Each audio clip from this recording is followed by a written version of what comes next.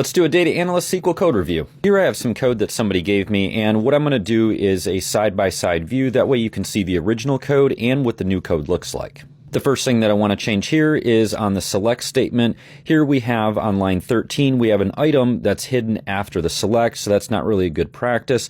Also, we have the commas occurring after each item, and we really want the commas before. So now on the code on the right, you can see it looks a lot cleaner when you have the leading comma instead of having that trailing comma. The next thing that I'm going to change here is making everything lowercase because I don't like having uppercase and it makes it really hard to read with that camel case or mixed case. When we look at all those join statements, they're really compressed in that original code. So I want to go ahead and do a line return between each of those, and I'm going to go ahead and indent that on statement. That way it makes it really clear what the table is and then what the join condition is. After that, getting down in that where condition, I don't like line 31 where you have conditional logic that's attached after the where statement there.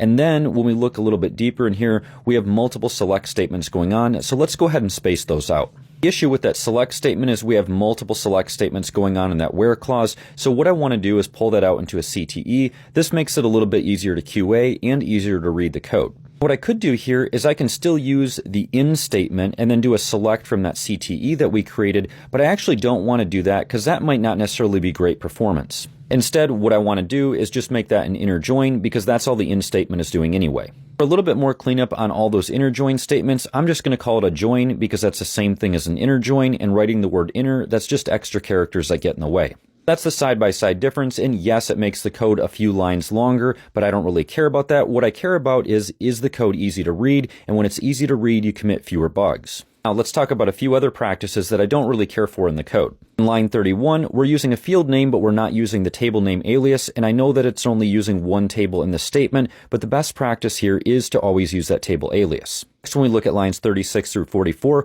only 2 of the fields that are being returned actually have a field name alias. That's not necessarily a bad thing. However, in this case, these field names really don't have much meaning, and they should all have an appropriate alias. That way it makes sense for anybody reading the code and anybody that's reading the result set. The next issue is down on line 66, where we don't have a table name alias being used with the year field. This means that we have no idea which table it's actually coming from, and if we had to do any sort of debugging or tracking this down, we'd have a heck of a time doing it.